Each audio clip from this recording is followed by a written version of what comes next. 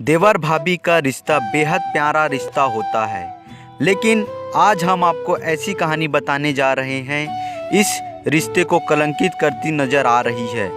देवर भाभी हमेशा हंसी मजाक का रिश्ता होता है।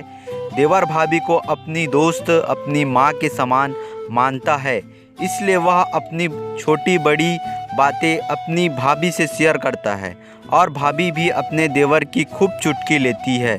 लेकिन कई बार इस रिश्ते की सीमा को लांघकर देवर भाभी की एक दूसरे से प्यार करने लगते हैं।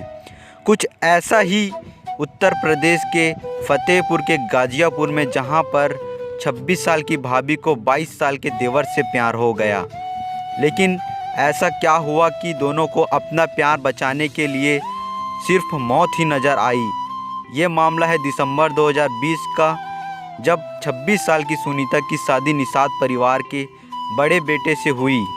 शादी के बाद सुनीता का लगाव अपने 22 साल के देवर राम मिलन निषाद से बहुत ज़्यादा हो गया।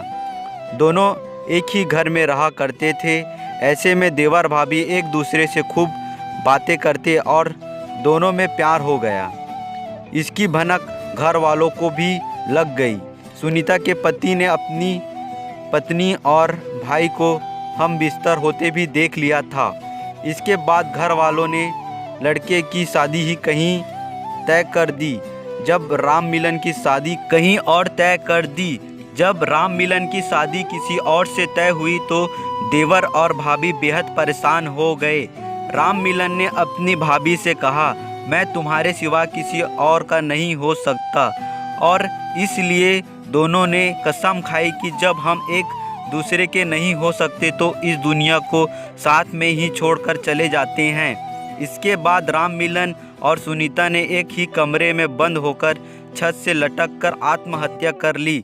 दोनों के लव स्टोरी का ऐसा अंजाम होगा, यह किसी ने नहीं सोचा था। सुनीता के पति का कहना है कि मेरी पत्नी के मेरे भाई के संबंध थे, इसकी जानकारी मुझे हो गई थी, इसलिए मैंने भाई की शादी कहीं और तय करवा दी। लेकिन दोनों ऐसा कदम उठा लेंगे, इस बारे में मैंने कभी नहीं सोचा था। यह कहानी आपको कैसे लगी कमेंट में ज़रूर बताएं।